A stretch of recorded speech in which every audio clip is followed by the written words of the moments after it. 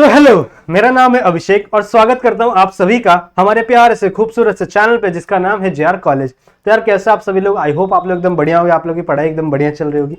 सही है, बढ़िया चलनी भी चाहिए क्योंकि आप लोग के एग्जाम्स काफी नजदीक आ चुके हैं। सही बात है, ठीक है।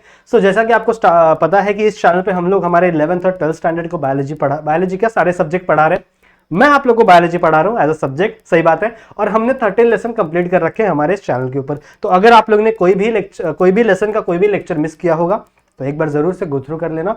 इस चैनल के ऊपर आप लोगों को प्लेलिस्ट सेक्शन बना हुआ मिल जाएगा, या फिर आप लोग डायरेक्टली सर्च कर सकते हैं आपके चैप्टर का नेम और आगे जेआर कॉलेज लिख देना, तो आप लोगों को सारे के सारे वीडियोस मिल जाएंगे। सही बात है, ठीक है। या फिर आप प्लेलिस्ट में भी जाके देख ही सकते हैं। सही है, चलेगा। तो बच्चों आज हम लोग को एक नया चैप्टर शुरू करना है जिस चैप्टर का नाम है इकोसिस्टम एंड एनर्जी फ्लो, यानी आपका चैप्टर नंबर 14। सही बात है, बहुत ही छोटा सा चैप्टर है, टेंशन मतलब ज्यादा लेक्चर नहीं लगेंगे इसको भी कंप्लीट करने में।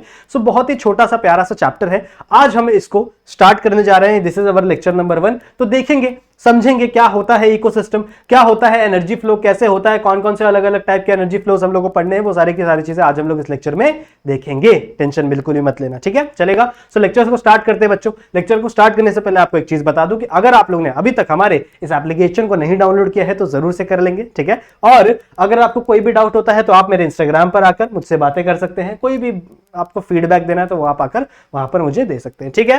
तो चलेगा, बिना किसी देरी के लेट्स स्टार्ट अवर लेसन जिसका नाम क्या है इकोसिस्टम एंड एनर्जी फ्लो। अब देखो, इंट्रोडक्शन की बात करें बच्चों तो ये जो इकोसिस्टम वर्ड है ये किसने दिया था? एक साइंटिस्ट है जिनका नाम था टेंसली, ठीक है। टेंसली एक साइंटिस्ट है जिन्होंने 1935 में ये वर्ड दिया था जिसका नाम क्या है? इकोसिस्टम।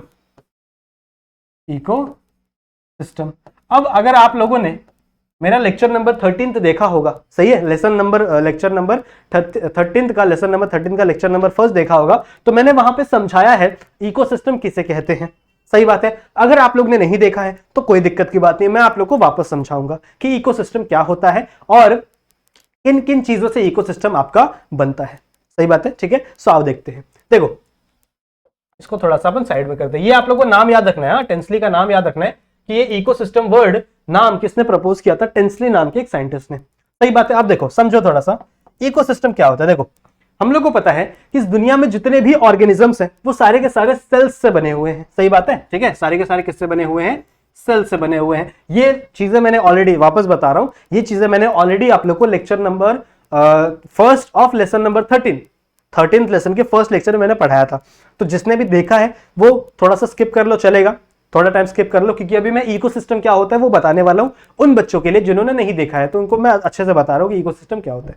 तो अगर आप लोग पढ़े हो, जानते हो इकोसिस्टम क्या होता है तो थोड़ा सा स्किप कर लेना, चलेगा, ठीक है। चलो स्टार्ट करते हैं बच्चों, इकोसिस्टम क्या होता है। देखो, हम लोग को पता है कि इस दुनिया में जितने भी ऑर्गेनिजम्स हैं वो किससे बने हुए हैं? सेल्स से बने हुए हैं। सही बात है। सेल्स कई सारे प्रकार के होते हैं, जैसे सोमैटिक सेल होता है, जर्म सेल होता है, स्टेम सेल होता है। सही है। तो बहुत सारे सेल्स हमारे बॉडी में हैं और इस दुनिया में ईच एंड एवरी ऑर्गेनिज्म सब के सब किससे बने हुए हैं? सेल से बने हुए हैं। सही बात है। अब सेल से ही हमारे बॉडी में सारे के सारे फंक्शन होते हैं। जो भी आपके बॉडी के अंदर फंक्शन हो रहा है वो सब कौन कर रहा है? सेल कर रहा है। सही बात है, बिकॉज आपकी बॉडी ही सेल से बनी हुई है।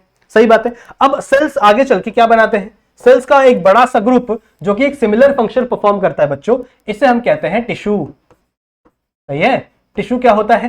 Tissue is a group of cell. Group of cell को टिश्यू कहते हैं जिसका स्ट्रक्चर एकदम सेम होता है और जिसका फंक्शन भी एकदम सेम होता है। ऐसे ग्रुप ऑफ सेल्स को हम लोग क्या बोलते हैं? टिश्यू। सही है। तो टिश्यू का मतलब समझ में आ गया। Tissue are the group of cells जो कि सिमिलर फंक्शन परफॉर्म करते हैं और जिनका स्ट्रक्चर भी क्या होता है? एकदम एज इट इज सेम होता है। सही बात है, ठीक है। So those are tissues. तो सेल से आगे चल के टिश्यूज बनते हैं। टिश्यूज भी कई प्रकार के भैया, कहीं एपिथेलियल टिश्यू है, कहीं मस्कुलर टिश्यू है, कहीं कनेक्टिव टिश्यू है। सही है। तो बड़े सारे टाइप के टिश्यू भी आपके बॉडी के अंदर मिलते हैं। फिर टिश्यूज आगे चल के क्या बनाते हैं?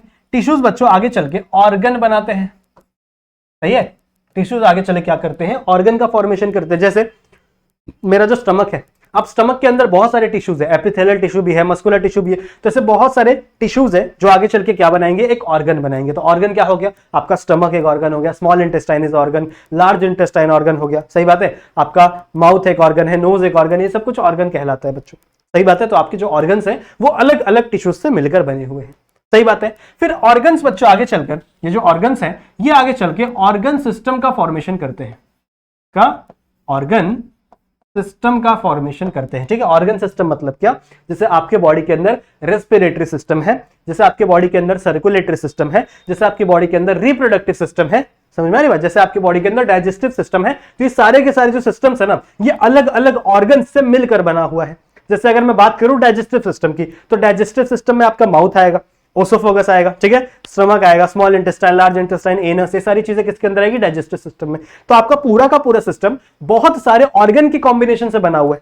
सही बात है। अगर मैं रेस्पिरेटरी सिस्टम की बात करूं तो नॉस, फिर आपका नेजल चेंबर, फिर यहां पे आता है आपका फेरिंग्स, लैरिंग्स, बहुत सारी चीजें है ना। तो बहुत सारे ऑर्गन्स, अलग अलग अलग अलग ऑर्गन्स मिलकर एक पूरा का पूरा क्या बना रहे हैं, सिस्टम का फॉर्मेशन कर रहे हैं। So it is known as organ system. सही है, ये सब बातें आप लोग ने पढ़ी होंगी पहले भी।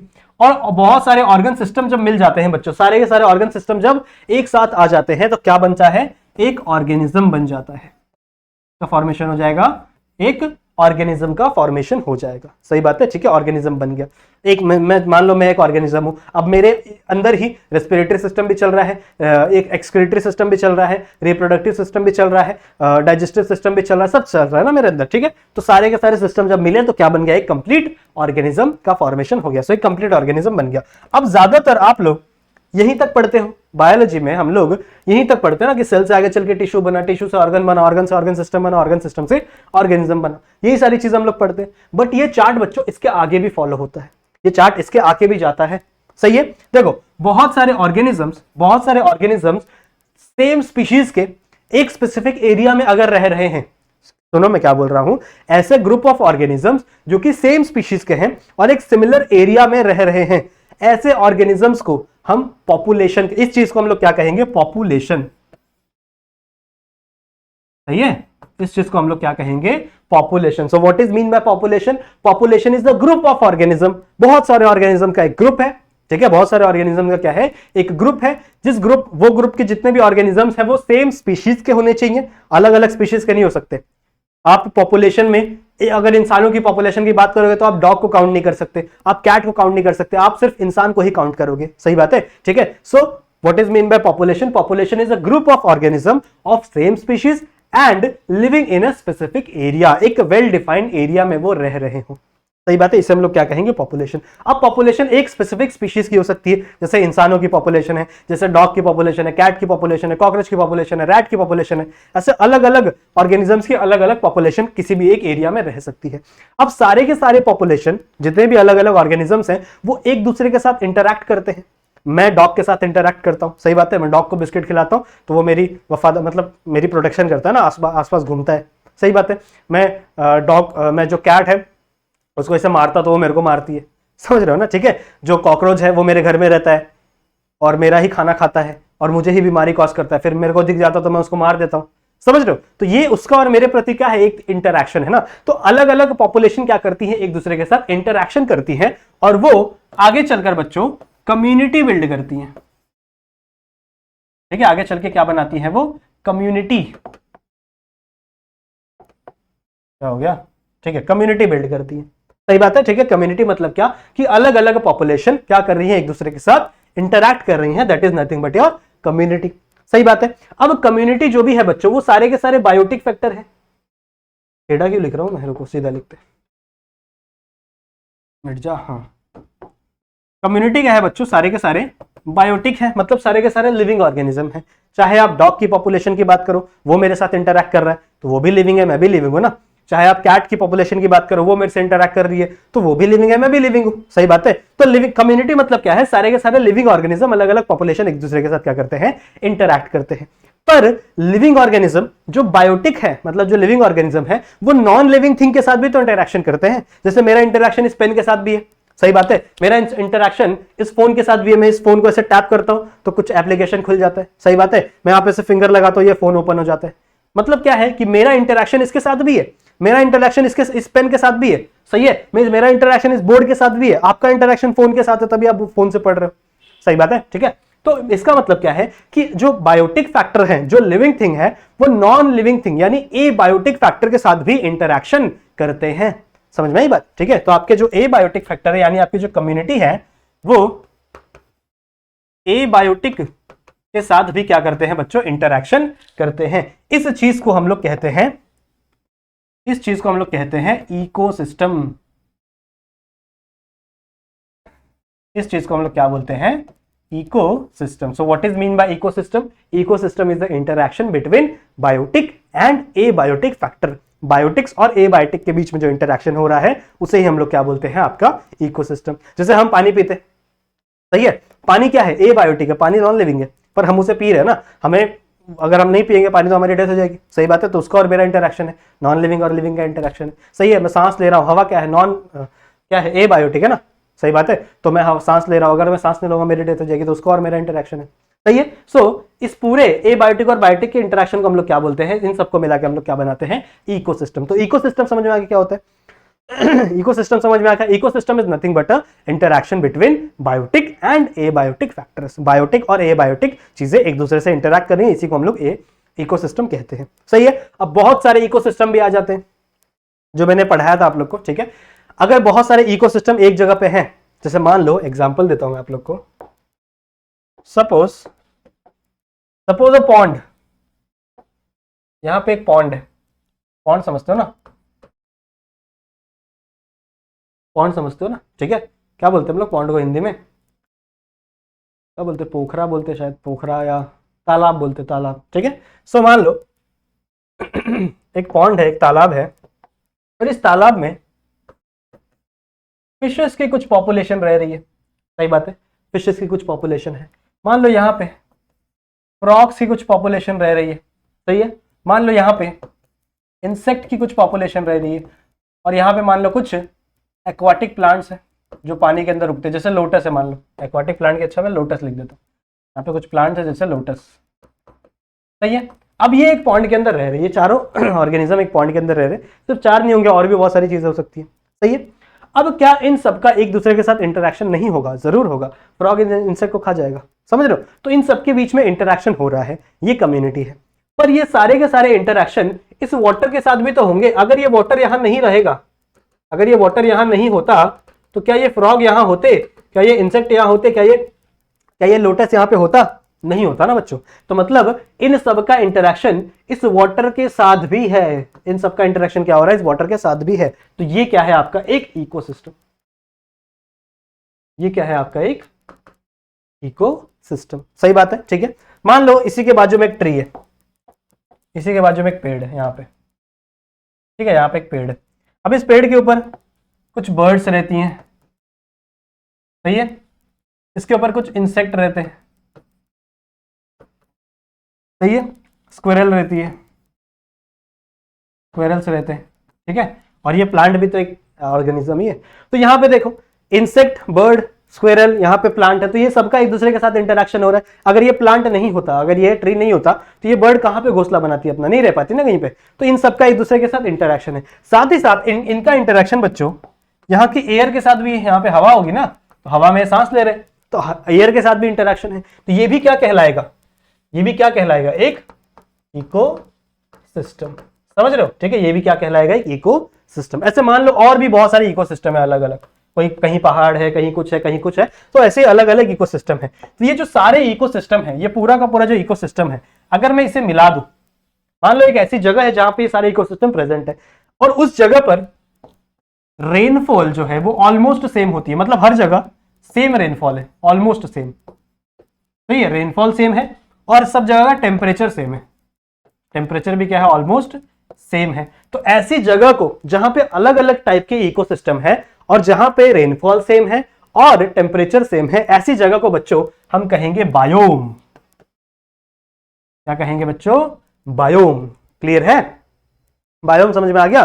बायोम क्या है? Biome is a group of ecosystem living in a specific area that have same, almost same rainfall and almost same temperature. ऐसे जगह को हम लोग क्या कहेंगे? बायोम, सही है। और जब बहुत सारे बायोम मिल जाएंगे तो एक पूरा बायोस्फीयर बन जाएगा। बायोस्फीयर मतलब हमारी अर्थ बन जाएगी, समझ रहे हो, ठीक है। तो कैसे हमने एक सेल से शुरू करके हमारे अर्थ तक आ गए हम लोग, समझ में आई बात, ठीक है। सो आई होप आप लोग को समझ में आ गया इकोसिस्टम क्या होता है।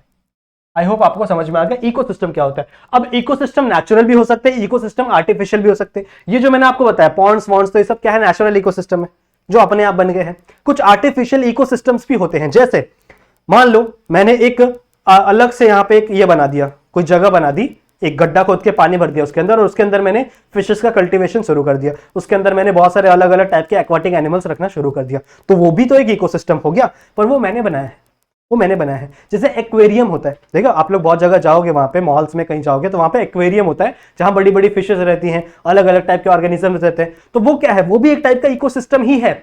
वहां उसके अंदर भी प्लांट हो सकते हैं एक्वाटिक, वो भी एक टाइप का इकोसिस्टम है बच्चों, पर उसे हमने बनाया है, हमने एक्वेरियम बनाया है, सो it is a artificial ecosystem. बाकी के सारे क्या है, नेचुरल इकोसिस्टम। सही बात है, तो इकोसिस्टम भी कई प्रकार के, मतलब 2 प्रकार के हैं, एक नेचुरल और एक आर्टिफिशियल। क्लियर है, ये समझ में आ गया? स्क्रीनशॉट लेना है किसी को? समझ में आ गया? ठीक है, सो आई होप आप लोगों को समझ में आ गया इकोसिस्टम क्या होता है, और इसको दिया किसने था, ये वर्ड किसने दिया था, टेंसली ने दिया था 1935 में। क्लियर है? चलो अब अपने लेसन की तरफ बढ़ते हैं। इस लेसन में बच्चों हम लोग को 4 चीजें पढ़नी है, एक प्रोडक्टिविटी, एक डीकंपोजिशन, एक एनर्जी फ्लो और एक नाइट्रोजन साइकिल। ये 4 चीजें हम लोग को इस लेसन के अंदर पढ़नी है।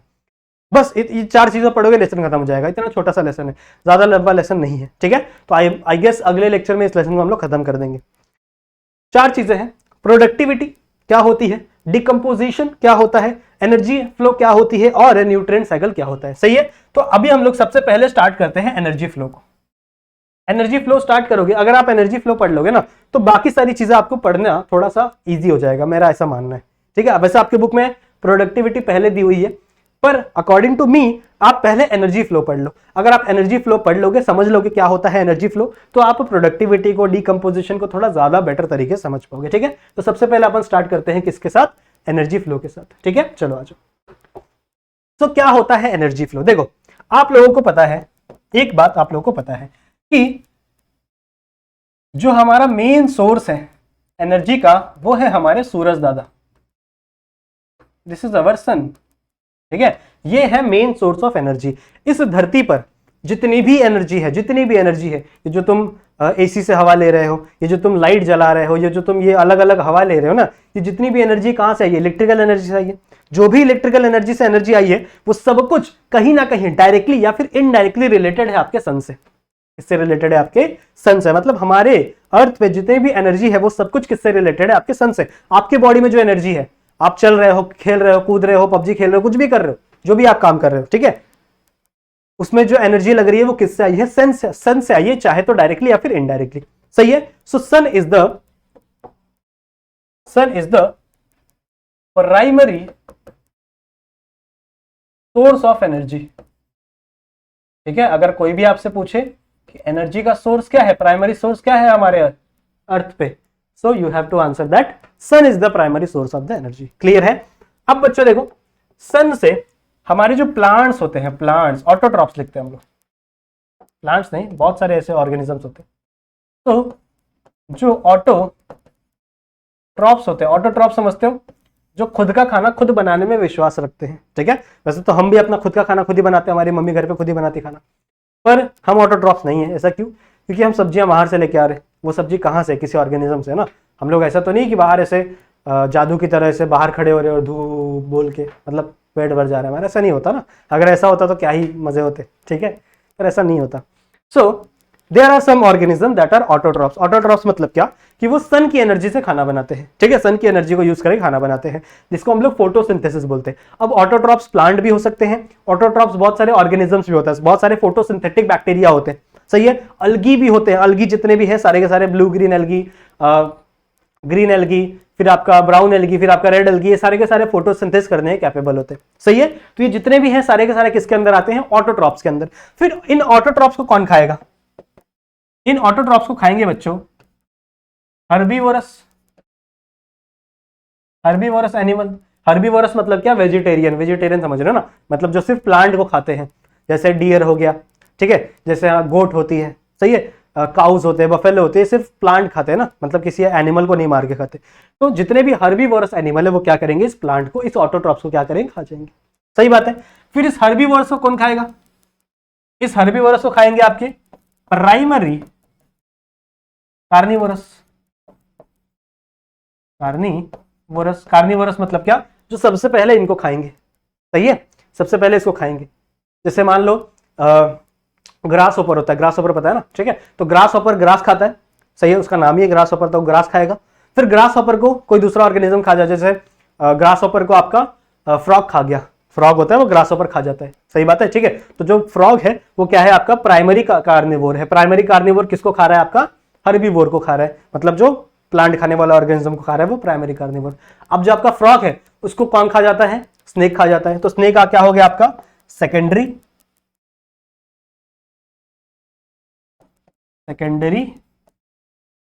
कार्निवोर, ठीक है, कार्निवोरस लिख देते हैं, सेकेंडरी कार्निवोरस। फिर उस स्नेक को कौन खा जाती है, ईगल खा जाती है। तो ईगल क्या हो गया, अब ईगल को कोई खाता है क्या, नहीं ना, तो ईगल को आप टर्शरी कार्निवोर भी कह सकते हो, या फिर आप इसे टॉप कार्निवोर भी कह सकते हो। इसी चीज को आप टॉप कार्निवोर भी कह सकते हो, टॉप कार्निवोर लिख लेना यहाँ पे कार्निवोर, ठीक है। तो मतलब ईगल को कोई नहीं खा रहा है, ईगल अपने आप मर जा रही है, सही है। तो ये जो एक साइकिल चल रही है बच्चों, ये जो एक फूड चेन चल रहा है, समझ लो, एक चेन चल रहा है ना। सबसे पहले एनर्जी किस में आई, ऑटोट्रॉप्स में आई, सन से एनर्जी आई, फिर ये एनर्जी कहां गई, आपके हर्बीवोरस के पास गई, फिर हर्बीवोरस से कहां गई, प्राइमरी कंज्यूमर, प्राइमरी कंज्यूमर से सेकेंडरी कंज्यूमर, सेकेंडरी कंज्यूमर से आपके टर्शरी कंज्यूमर के पास ये एनर्जी चली गई। समझ में आई बात, ठीक है। इसीलिए बच्चों देखो ये कंज्यूमर है, ये सारे के सारे क्या है कंज्यूमर, मतलब ये कंज्यूम कर रहे हैं। जैसे हम भी कंज्यूमर है ना, हम भी क्या है कंज्यूमर है ना, हम चीजें क्या करते हैं बाहर से कंज्यूम करते हैं, बाहर से लेकर आते हैं, हम खुद तो नहीं कुछ उगा सकते ना, समझ में आ रही बात, ठीक है। प्लांट ही कोई खाएंगे हम लोग, या फिर एनिमल को ही खाएंगे, दूसरों का ही हम लोग खाएंगे, हम लोग खुद तो नहीं कर सकते। We are also consumer but we are omnivorous. Omnivorous एक टर्म है बच्चों, ओमनीवोरस का मतलब होता है ऐसे ऑर्गेनिजम्स जो प्लांट को भी खाते हैं ऐसे और एनिमल्स को भी खाते हैं, समझ में आ रही बात, ठीक है। हम एनिमल्स को भी खा सकते हैं और प्लांट्स को भी खा सकते हैं, दोनों वैरायटी है हमारे पास। सो वी आर ओमनीवोरस, सही है। We are not herbivorous, we are not carnivorous, we are omnivorous, अलग अलग वर्ड है, ठीक है, समझ में आई बात। अच्छा ऑटोट्रॉप्स क्या कर रहे हैं, देखो ऑटोट्रॉप्स आर नॉट अपना कंज्यूमर नहीं है भैया, ये कंज्यूमर नहीं है, ये क्या कर रहे हैं खुद का खाना खुद प्रोड्यूस कर रहे हैं। सो दे आर प्रोड्यूसर्स, इनको प्राइमरी प्रोड्यूसर बोलते हैं, प्राइमरी प्रोड्यूसर, समझ रहे हो। प्रोड्यूसर मतलब क्या, जो खुद से प्रोड्यूस कर रहा है, और कंज्यूमर मतलब क्या, जो प्रोड्यूस किया हुआ कंज्यूम कर ले रहा, सही है। सो it is a primary producer. ये आपका क्या हो जाएगा, ये भी आपका प्राइमरी कंज्यूमर हो जाएगा, ये प्राइमरी कंज्यूमर कहलाया जाना चाहिए हालांकि, पर कोई बात नहीं ऐसा भी चलेगा, समझ में आई बात, ठीक है। अच्छा इसी चीज को हम लोग बच्चों ट्रॉपिक लेवल कहते हैं, ये जो अलग अलग चीजें दिख रही है ना, इसको हम लोग अलग अलग ट्रॉपिक लेवल कहते हैं, ट्रॉपिक लेवल्स, ट्रॉपिक लेवल, समझ रहे हो। तो आपका प्लांट एक मतलब आपके ऑटोट्रॉप्स एक ट्रॉपिक लेवल है, हर्बीवोरस एक ट्रॉपिक लेवल है, प्राइमरी कंज्यूमर एक ट्रॉपिक लेवल है, समझ रहे हो। ये सब क्या है ट्रॉपिक लेवल से। तो इसे मैं ऐसे T1 भी कह सकता हूं, मतलब it is a trophic level 1, सही है। इसे मैं T2 भी कह सकता हूं, it is a trophic level 2, सही है। इसे मैं T3 भी कह सकता हूं, it is a trophic level 3, सही है। It is a T4, it is a T5, समझ रहे हो। तो ये आपके क्या है, T मतलब क्या है ट्रॉपिक लेवल्स। सो ये सारे के सारे क्या दिखाते हैं आपके ट्रॉपिक लेवल दिखा रहे हैं, क्लियर है, क्लियर है। अब देखो एक और बात जान लो प्रोड्यूसर्स के बारे में। प्रोड्यूसर्स कौन है आपके, प्लांट्स, प्लांट भी कह लो या फिर ऑटोट्रॉप्स कह लो, कि और भी बहुत सारे ऐसे बैक्टीरियाज है जो फोटोसिंथेसिस कर सकते हैं। अब देखो जो सन से लाइट आ रही है, अब वो बहुत ज्यादा वेव में लाइट आ रही है, बहुत ज्यादा कॉन्सेंट्रेशन में लाइट आ रही है। क्या आपका जो प्लांट है वो सारा का सारा लाइट एब्जॉर्ब कर सकता है, जितनी भी लाइट आ रही है सन से, क्या वो सारा का सारा लाइट एब्जॉर्ब कर सकता है, नहीं, ठीक है। कितने लाइट एब्जॉर्ब कर सकता है आपका जो प्लांट है या फिर कोई भी ऑटोट्रॉप्स है, वो लेस देन 50%, कितना, लेस देन 50% आपकी लाइट को एब्जॉर्ब कर सकते हैं, मतलब ऐसे रीजन को एब्जॉर्ब कर सकते हैं वो लेस देन 50%, जो भी आपके सन से लाइट आ रही है जो वो एब्जॉर्ब कर सकते हैं। जिस रीजन को वो एब्जॉर्ब करते हैं उसे हम लोग क्या बोलते हैं पता है, उसे हम लोग कहते हैं photo synthetically active region, active region, सही है। फोटोसिंथेटिकली एक्टिव रीजन मतलब ये उस रीजन की बात हो रही है बच्चों, उस हम लोग कह सकते हैं सनलाइट की रीजन की बात हो रही है, जो आपका प्लांट क्या कर सकता है, एब्जॉर्ब कर सकता है, ठीक है। इसे शॉर्ट फॉर्म में PAR भी कहते हैं, ठीक है, शॉर्ट फॉर्म में PR। PR मतलब क्या, फोटोसिंथेटिकली एक्टिव रीजन, सही है। अब लेस देन 50%, पहले से कम है भैया, लेस देन 50% आपका जो प्लांट है वो एब्जॉर्ब कर पा रहा है, पर एक और बात सुनो, ये यूज कितना कर पाता है, एक्चुअल में एब्जॉर्प्शन कितनी होती है, ये यूज करता है सिर्फ और सिर्फ 2 to 3%, इतना 2 से 3% ही एब्जॉर्ब कर पाता है। करने की कैपेबिलिटी लेस देन 50% रखता है ये, 49-48 तक रखता है ये, पर एक्चुअल में एब्जॉर्प्शन कितना होता है, सिर्फ और सिर्फ 2 से 3% का ही एब्जॉर्प्शन होता है। और उसी से पूरी दुनिया में जितने भी प्लांट है वो क्या कर पा रहे हैं, अपना फोटोसिंथेसिस कर पा रहे हैं। समझ रहे हो, ठीक है। सो ये समझ में आ गया, यही चीज मैंने यहाँ पे लिखी हुई थी PAR, पर यहाँ पे जगह नहीं था इसलिए मैंने दूसरे पेज पे समझा दिया। समझ में आ गया, ठीक है, क्या होता है एनर्जी फ्लो, समझ में आ गया। अब आ जाओ कुछ और चीजें समझते हैं। अब एनर्जी फ्लो अब देखो ये एक टाइप की क्या है, फूड चेन बन गई है ना, ये क्या है, एक टाइप की फूड चेन बन गई है।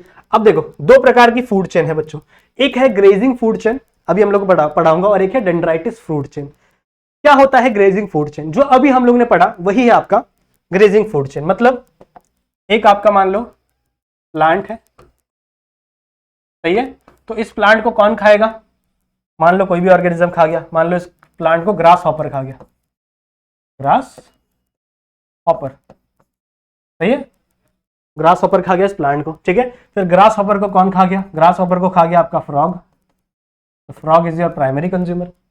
फिर फ्रॉग को कौन खा गया, स्नेक खा गया, सही है, क्या लिख दिया मैं,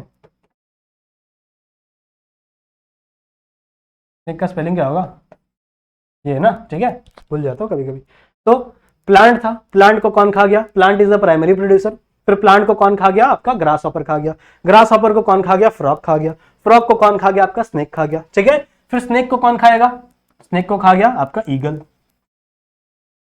समझ रहे हो, और ईगल को कोई नहीं खाएगा because eagle is a top carnivore, सही है। सो ये जो फूड चेन दिख रही है, ये जो फूड चेन चल रही है, मतलब एक से फूड दूसरे को जा रहा है, दूसरे को फूड तीसरे को जा रहा है, तीसरे से चौथे को जा रहा है, इस फूड चेन को हम लोग क्या बोलते हैं बच्चों, ग्रेजिंग फूड चेन। और ये फूड चेन दिखती है एक्चुअल में, ये जो फूड चेन है ये एक्चुअल में क्या होती है, दिखती है।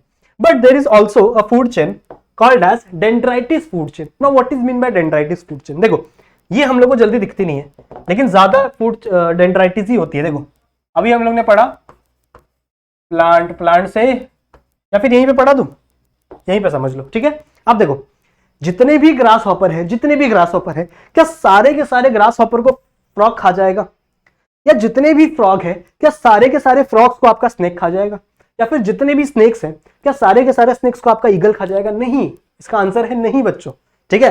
अब जो बचे हुए हैं उनके साथ क्या होगा, मान लो एक ग्रास हॉपर है, उसकी डेथ हो गई, ठीक है, ग्रास हॉपर है, उसकी क्या हो गई, डेथ हो गई।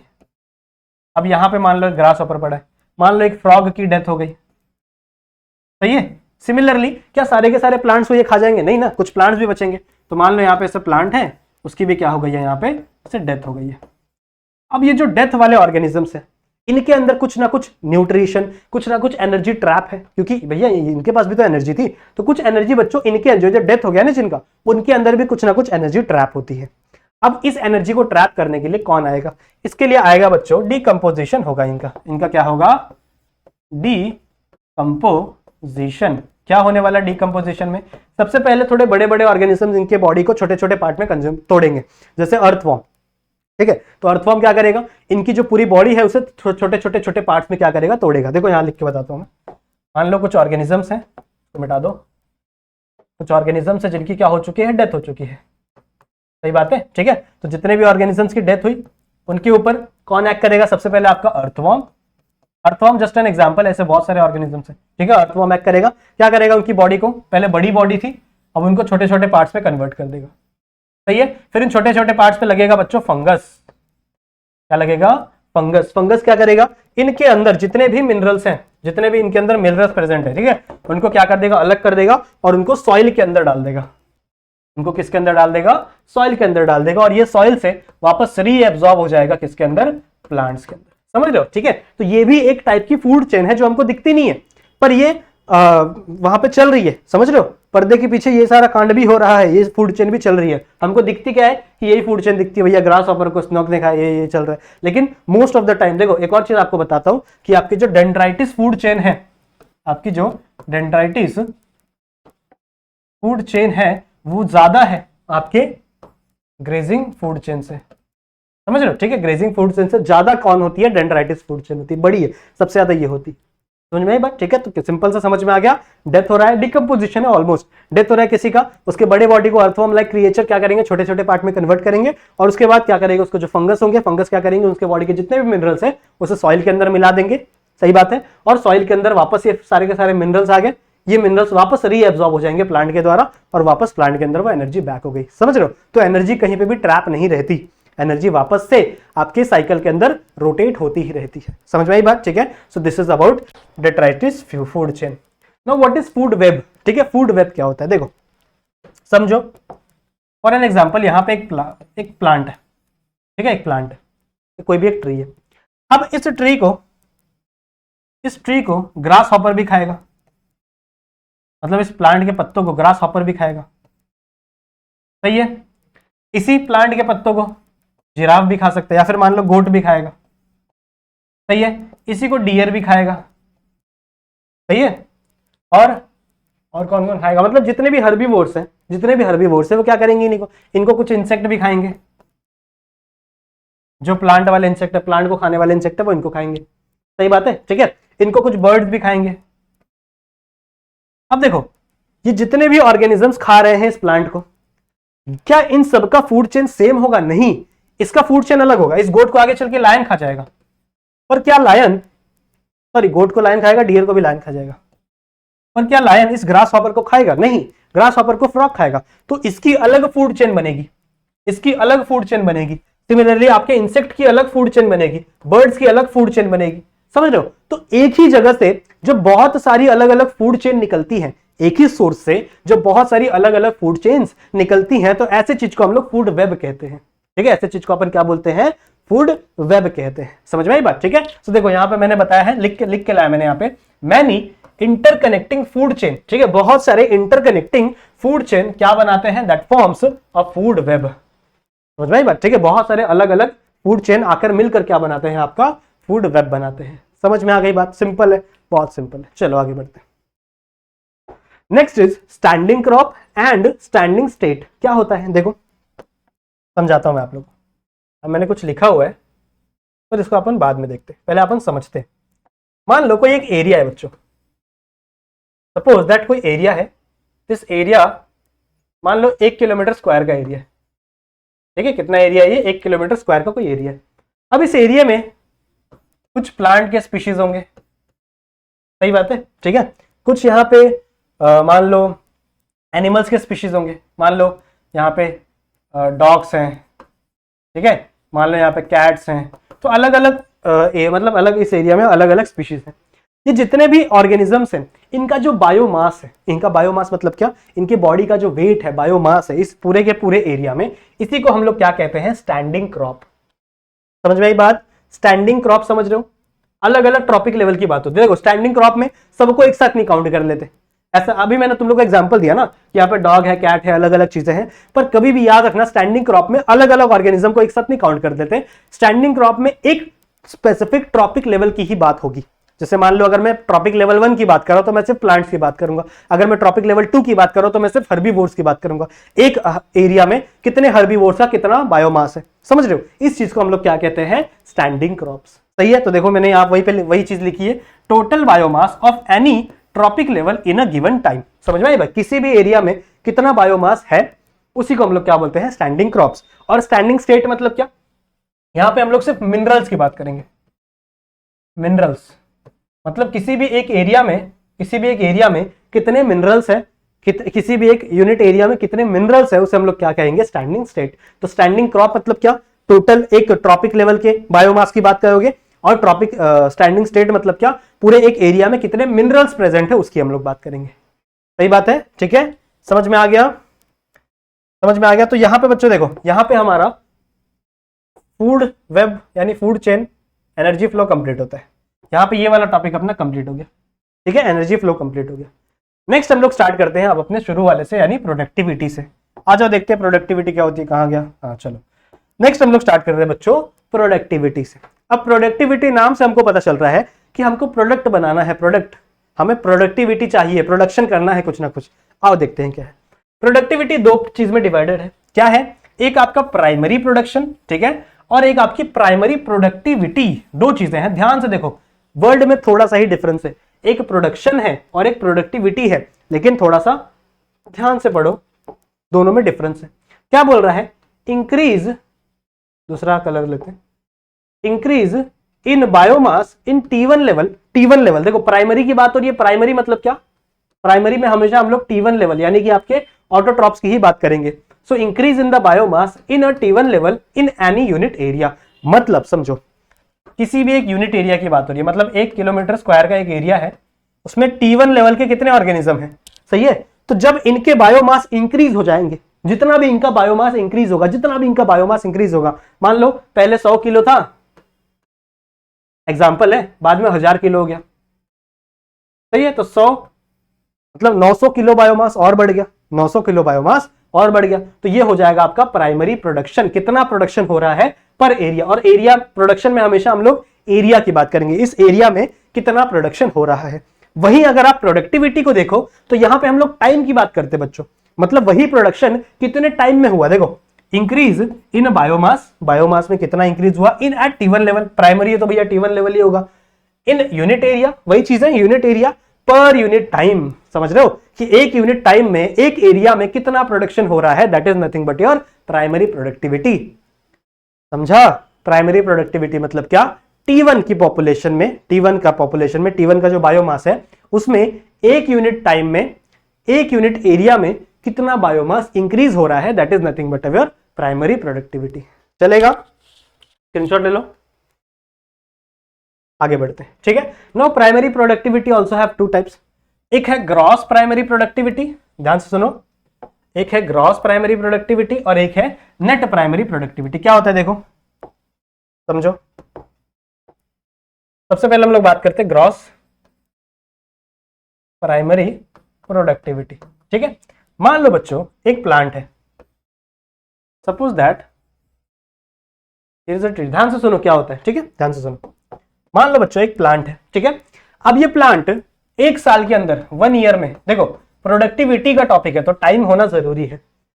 एक साल के अंदर अंदर मान लो ये 100 किलो ग्लूकोज बनाता है, 100 किलो क्या बनाता है, ये ग्लूकोज बनाता है। सही है? क्या बोला मैंने? एक प्लांट है, एक प्लांट एक साल के अंदर अंदर क्या बनाता है, 100 किलो ग्लूकोज बनाता है। तो ये क्या होगा, इसकी primary productivity. Why it is primary? Because we are talking about T1 level. T1 है ये, मतलब ये प्रोड्यूसर है आपका। कितना प्रोड्यूस कर रहा है ये? 100 किलो बना रहा है। कितने टाइम में? एक टाइम में। तो इसकी प्राइमरी प्रोडक्टिविटी क्या होगी? 100 किलो। क्या बना रहा है? ग्लूकोज बना रहा है। अब देखो, इसमें से कुछ हिस्सा आगे चला जाएगा, मतलब कोई खा जाएगा इसको दूसरे को, पर कुछ हिस्सा ये खुद भी तो यूज करेगा बच्चों। देखो, अच्छा एक और चीज सुन लो, ये जो 100 किलो है, ये जो 100 किलो है ना, इसी को हम लोग कहते हैं, इसी को हम लोग कहते हैं ग्रॉस प्राइमरी प्रोडक्टिविटी। ये जो 100 किलो उसने एक साल में बनाया ना, एक साल में इसने जो 100 किलो बनाया है, इसी चीज को अपन क्या कहते हैं? Gross primary productivity. तो देखो यहाँ पे वही लिखा हुआ है, लिखा नहीं मैंने, वही मतलब इसका। ठीक है। So gross primary productivity, gross primary productivity मतलब क्या, कि आपने पूरे साल में कितनी चीजें बनाई, कितनी चीजें बनाई। सही बात है। ठीक है। फिर हम लोग बात करते हैं बच्चों नेट की, हम लोग बात करते हैं नेट प्राइमरी प्रोडक्टिविटी। क्या होता है नेट प्राइमरी प्रोडक्टिविटी? देखो 100 किलो इसने बनाया ग्लूकोज, पर इसमें से इसने कुछ ग्लूकोज, इसने कुछ ग्लूकोज क्या कर लिया? स्टोर कर लिया, जो आगे ट्रांसफर हो जाएगा, कोई खा जाएगा इसको। ठीक है। लेकिन सारा का सारा थोड़ी स्टोर करेगा यार, ये कुछ खुद का रेस्पिरेशन भी तो करेगा। ये खुद क्या करेगा? रेस्पिरेशन। रेस्पिरेशन पता है आप लोग को? मतलब ये क्या करेगा? इस ग्लूकोज को ब्रेक डाउन करके खुद के लिए एनर्जी बनाएगा। सही है। तो इसमें से खुद कुछ ग्लूकोज ये खुद के लिए भी यूज करेगा और कुछ ग्लूकोज ये क्या कर देगा? स्टोर कर देगा। अब ये जो स्टोर वाला ग्लूकोज है यही अगले जनरेशन में जाएगा। मतलब अगर मुझे खाना होगा तो मैं उसका स्टोर्ड ग्लूकोज ही खाऊंगा ना, जो स्टोर्ड फूड है वही कंज्यूम करूंगा, बाकी कुछ तो कंज्यूम नहीं करूंगा। और ये वाला जो एरिया, ये जो रेस्पिरेटरी, जो रेस्पिरेशन कर रहा है, ये क्या कर रहा है? खुद ही यूज कर ले रहा है। सही है। तो अगर मुझे सिर्फ इतना पता करना है कि एक्चुअल में ये कितना प्रोडक्शन कर रहा है, ग्रॉस देखो 100 किलोग्राम बना रहा था, पर इसमें से इसने कुछ क्या कर लिया? खुद यूज कर लिया। तो अगर मुझे नेट निकालना है ना, अगर आप इसको निकाल दोगे ना, तो ये जो स्टोर्ड वाला बचा ना, इसको हम लोग खाली बोलते हैं नेट प्राइमरी प्रोडक्टिविटी। इसको हम लोग क्या बोलते हैं? खाली नेट प्राइमरी प्रोडक्टिविटी, बिकॉज इसने खुद क्या कर लिया? कुछ चीजें यूज कर ली। समझा? समझा? नहीं समझा? मुझे ऐसा क्यों लग रहा है तुम लोगों को नहीं समझा। एक बार वापस सुनो। देखो ग्रॉस मतलब क्या होता है? ग्रॉस प्राइमरी प्रोडक्टिविटी मतलब क्या होता है? एक प्लांट एक साल में कितना प्रोडक्शन कर रहा है, या फिर एक साल भी नहीं, कितने भी साल में, जो भी आप कंसिडर कर रहे हो, आप कंसिडरेशन के ऊपर है कि आप कितना टाइम कंसिडर कर रहे हो। मैं एक साल कंसिडर कर रहा हूं, तो एक साल में मान लो एक प्लांट ने 100 किलो क्या किया, ग्लूकोज बनाया। तो ये 100 किलो ग्लूकोज जो एक साल में बनाया है ना, इसी को अपन ग्रॉस प्राइमरी प्रोडक्टिविटी कहेंगे। सही बात है। पर ये 100 किलो ग्लूकोज पूरा का पूरा आगे ट्रांसफर नहीं होगा, इसमें से खुद क्या करेगा, ये प्लांट कुछ यूज करेगा, खुद रेस्पिरेशन भी तो करना है ना, इसको एनर्जी बनानी है, तो एनर्जी बनाने के लिए कुछ रेस्पिरेशन के लिए क्या कर लेगा, खुद यूज कर लेगा। जो आगे ट्रांसफर हुआ एक्चुअल में वो क्या है, ये स्टोर्ड वाला है। तो ये जो स्टोर्ड वाला है ना बच्चों, इसे हम लोग क्या कहेंगे, नेट प्राइमरी प्रोडक्टिविटी। पूरा क्या है, ग्रॉस, पर उसमें जो स्टोर्ड था वही आगे ट्रांसफर होने वाला, तो उसे हम लोग क्या बोलेंगे, नेट प्राइमरी प्रोडक्टिविटी। तो इसका मैंने यहाँ पे फॉर्मूला भी देखा है, देखो अगर आपको नेट प्राइमरी प्रोडक्टिविटी निकालनी है तो आप क्या करोगे, ग्रॉस प्राइमरी प्रोडक्टिविटी में से आपका जो रेस्पिरेशन लॉस है, रेस्पिरेशन में से कितनी ग्लूकोज लॉस हो रहे हैं उसे माइनस कर दोगे, तो आपका नेट प्राइमरी प्रोडक्टिविटी आ जाएगा। आप समझ में आया? एक बार स्क्रीनशॉट ले लो, मैं थोड़ा सा पानी पी लेता हूं। समझा? क्लियर है ना? चलो आगे बढ़ते, चलो चलो चलो चलो आ जाओ। नेक्स्ट इज बच्चों सेकेंडरी प्रोडक्टिविटी। अब देखो प्राइमरी में हम लोग किसकी बात कर रहे थे, T1 की बात कर रहे थे, यानी आपके ऑटोट्रॉप्स की बात कर रहे थे। तो सेकेंडरी में हम किसकी बात करेंगे, T2 की बात करेंगे, और कुछ डिफरेंस नहीं है, और कुछ डिफरेंस नहीं है। प्राइमरी में T1 की बात कर रहे थे, सेकेंडरी में T2 की बात करेंगे। पढ़ो यहां पे क्या लिखा हुआ है, increase in biomass at T2 level per unit area per unit time. ठीक है, per unit area per unit time. समझा? किसी भी एक एरिया में, किसी भी एक टाइम में जब T2 लेवल में कितना बायोमास इंक्रीज हो रहा है उसे हम लोग क्या कहेंगे, सेकेंडरी प्रोडक्टिविटी। बस, और कुछ डिफरेंस नहीं है। खाली वहां पे प्राइमरी था तो T1, यहां पे प्राइमरी था तो T2। T2 समझ रहे हो ना, आपका ट्रॉपिकल लेवल। T1 क्या होता है, प्राइमरी प्रोड्यूसर। T2 क्या होगा, आपका प्राइमरी कंज्यूमर। सही बात है, तो ये आपका सिंपल है। Now next is productivity of the oceans. Oceans की प्रोडक्टिविटी कितनी है जरा जाने हम। देखो इस दुनिया की, पूरे अर्थ की, ध्यान से देखो, पूरे अर्थ की प्रोडक्टिविटी है बच्चों 170 बिलियन टन पर ईयर। समझ रहे हो? पूरे अर्थ की प्रोडक्टिविटी कितनी है, 170 बिलियन टन पर ईयर। सही है। अब हमारा जो अर्थ है उसमें से 70% एरिया किसके पास है, वाटर में है ना। 71%, ऑलमोस्ट 71% जो एरिया है वो क्या है, ओशंस है, वाटर है, मतलब जिसमें सिर्फ क्या है, पानी प्रेजेंट है, ओशंस है। सही है। और जो सिर्फ 29% एरिया है वही लैंड है। समझ रहे हो? इसके बावजूद भी बच्चों जो आपका लैंड है वो 115 बिलियन टन्स बना रहा है, बिलियन टन्स बना रहा है पर ईयर। और जो आपका सी है, मतलब जहां पे पानी है, जिसके पास इतना एरिया है, फिर भी ये सिर्फ 55 बिलियन टन्स का ही प्रोडक्शन कर रहा है। समझ रहे हो? तो प्रोडक्टिविटी आपके लैंड में ज्यादा है as compare to your sea. अगर आपके सी के पास इतनी ज्यादा लैंड होने की वजह से बावजूद भी यहाँ पे प्रोडक्टिविटी इतनी ज्यादा नहीं है, लेकिन लैंड के पास प्रोडक्टिविटी ज्यादा है, उसके पास एरिया कम है फिर भी। समझ रहे हो? सो दिस इज समथिंग। अब इसका रीजन क्या है, क्यों, वाई, इसका रीजन क्या है बच्चों? तो इसके दो रीजन है। सबसे पहले जो सनलाइट है बच्चों वो सिर्फ और सिर्फ 15 मीटर तक ही पेनिट्रेट कर पाती है, ओशन के 15 मीटर तक ही अंदर जा पाती है। तो ज्यादातर जो ओशन है वो बहुत गहरे गहरे, यार किलोमीटर्स में होते हैं ओशंस, इतने गहरे होते, तो वहां तक सनलाइट ही नहीं पहुंच पाती, जिसकी वजह से प्राइमरी प्रोड्यूसर फोटोसिंथेसिस नहीं कर पाता अच्छे से, और चीजें नहीं बन पाती। सही बात है। और दूसरा रीजन है बच्चों न्यूट्रिएंट डेफिशिएंसी। वहां पे जो वाटर है उसके अंदर न्यूट्रिएंट्स की बहुत ज्यादा डेफिशिएंसी, स्पेशली फास्फोरस की, फास्फोरस। ठीक है, फास्फोरस की डेफिशिएंसी बहुत ज्यादा है वहां पर। समझ में आई बात? ठीक है, तो न्यूट्रिएंट्स की डेफिशिएंसी बहुत ज्यादा है, दैट्स व्हाई वहां पे जो प्रोडक्शन है वो बहुत ही ज्यादा कम है, सिर्फ 55, इतना बड़ा लैंड होने के बावजूद भी। ठीक है, समझ में आई बात? तो आई होप आप लोगों को इतनी चीज समझ में आ गई। एक और चीज है बच्चों जो मैंने लिखी नहीं है पर मुझे आपको समझानी है, दैट इज 10% लॉ।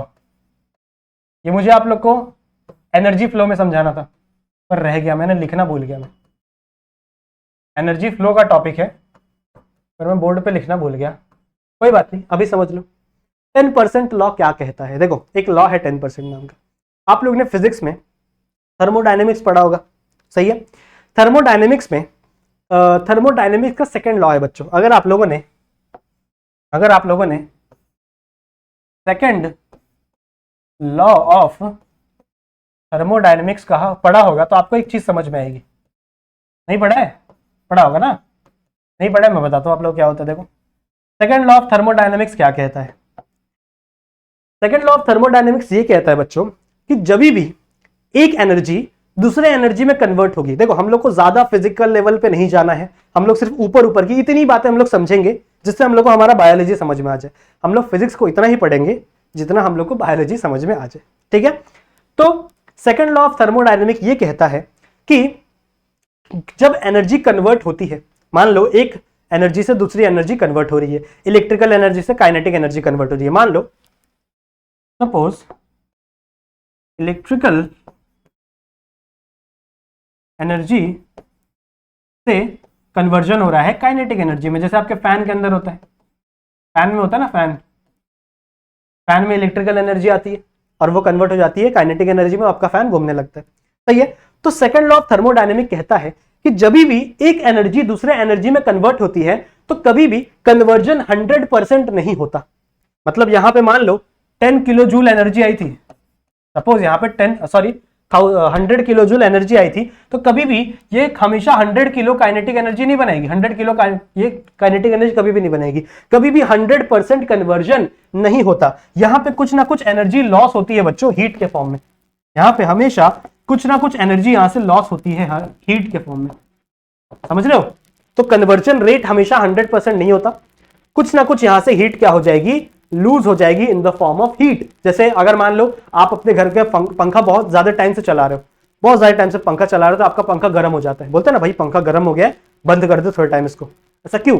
बिकॉज जब वो काइनेटिक एनर्जी में कन्वर्ट हो रहा था तो उसमें से कुछ इलेक्ट्रिकल एनर्जी हीट एनर्जी में भी कन्वर्ट हुआ, समझ रहे हो। तो 100% एफिशिएंसी नहीं होती, समझ में आ रही बात, ठीक है। हम फोन ज्यादा चलाते गर्म हो जाता है, ज्यादा हैवी यूज करते गर्म होने लगता है, सही है। तो मतलब उसमें से कुछ ना कुछ चीजें हीट एनर्जी बन रही है। This is the second law of thermodynamics. अब ये हमारे इस 10% लॉ से कैसे रिलेट करता है, देखो मैंने आपको पढ़ाया है एनर्जी फ्लो में कि प्लांट से एनर्जी किस में जाती है, आपके हर्बीवोरस में, सही है। फिर हर्बीवोरस से प्राइमरी कंज्यूमर में जाती है, फिर प्राइमरी कंज्यूमर से सेकेंडरी कंज्यूमर में जाती है, सही है। और जब सेकेंडरी कंज्यूमर से आपके टर्शरी कंज्यूमर में जाती है, ऐसी चीजें चलती रहती है जब तक आपका टॉप कंज्यूमर ना आ जाए, समझ लो। तो ऐसे ही आपका एनर्जी फ्लो चलता रहता है। 10% लॉ ये कहता है कि जब भी एनर्जी ट्रांसफर होगी एक ट्रॉपिक लेवल से, मान लो this is T1, this is T2, this is T3, suppose this is T4, trophic level 4 and trophic level 5। तो 10% लॉ ये कहता है कि जब भी आपकी एनर्जी एक ट्रॉपिक लेवल से दूसरे ट्रॉपिक लेवल में ट्रांसफर होगी तो वो सिर्फ 10% ही ट्रांसफर होगी, पूरी की पूरी एनर्जी कभी भी ट्रांसफर नहीं होती। मान लो इस प्लांट के पास 1000 किलो जूल क्या थी, एनर्जी थी, मान लो इसके पास 1000 किलो जूल एनर्जी थी प्लांट के पास। तो जब ये हर्बीवोर्स के पास ट्रांसफर होगी तो वो सिर्फ 100 किलो जूल रह जाएगी, समझ रहे हो। तो सिर्फ कितना ट्रांसफर हुआ, 10% ट्रांसफर हुआ। जब 100 से प्राइमरी कंज्यूमर में ट्रांसफर होगी तो सिर्फ 10 किलो जूल ही ट्रांसफर होगा, मतलब सिर्फ अपना 10% ही ट्रांसफर हुआ, समझ रहे हो। जब इससे सेकेंडरी कंज्यूमर में ट्रांसफर होगी तो 1 किलो जूल ही ट्रांसफर होगा, समझ रहे हो। तो 10% लॉ ये कहता है कि जब भी एक ट्रॉपिक लेवल से एनर्जी दूसरे ट्रॉपिक लेवल में ट्रांसफर होती है तो वो हमेशा 10% ही ट्रांसफर होती है, बाकी का 90% क्या हो जाता है, वेस्ट हो जाता है। वेस्ट नहीं कह सकते हम लोग, वो डिकम्पोजिशन में चला जाता है, बाद में एनर्जी मिल जाएगी, सही है, वेस्ट कुछ नहीं होता। तो अगले ट्रॉपिक लेवल में सिर्फ कितना जाता है, 10%। तो यही कहता है आपका 10% law. Same to same second law of thermodynamics, वो भी यही कहता था ना कि एक एनर्जी दूसरे जब सोर्स में जाएगी तो वहां से कुछ एनर्जी लॉस हो जाएगी, कभी भी 100% कन्वर्जन रेट नहीं होगा। तो आई होप आप लोगों को 10% लॉ भी समझ में आ गया होगा, सही बात है। तो यहाँ पे आपकी प्रोडक्टिविटी और दो चीजें खत्म हो गई है, एक आपका प्रोडक्टिविटी कहाँ गया, हाँ, एक आपका प्रोडक्टिविटी और एक आपका एनर्जी लॉस, ठीक है। ये दो चीजें खत्म हो गई है। बचा क्या है आपका, डीकंपोजिशन और न्यूट्रिएंट साइकिल। न्यूट्रिएंट साइकिल में आपको कार्बन साइकिल और आई गेस फॉस्फोरस साइकिल पढ़नी है, ठीक है, फॉस्फोरस की सल्फर साइकिल कुछ तो है, टेंशन मत लो, अगले वाले लेक्चर में उसे हम लोग कंप्लीट कर लेंगे, सही है। सो आई होप आप लोगों को ये लेक्चर पसंद आया होगा। इस लेक्चर को हम लोग यहीं तक रखते हैं। आई होप आप लोगों को ये पसंद आया होगा। वीडियो पसंद आई है तो वीडियो को लाइक जरूर से करेंगे, चैनल पर नए हो तो सब्सक्राइब जरूर से करके जाएंगे, ठीक है। लाइक कर देना, पाप लगेगा नहीं तो, ठीक है। तो वीडियो को लाइक जरूर से कर देना, चैनल को सब्सक्राइब करने के साथ साथ बेल आइकन को भी ऑल पे सेट कर दो ताकि कोई भी हम नई वीडियो अपलोड करें तो उसकी नोटिफिकेशन आप लोग को आपके फोन पे मिलती रहे। क्लियर है? ठीक है, सो मिलते हैं अगले वीडियो में, तब तक के लिए कीप स्टडिंग।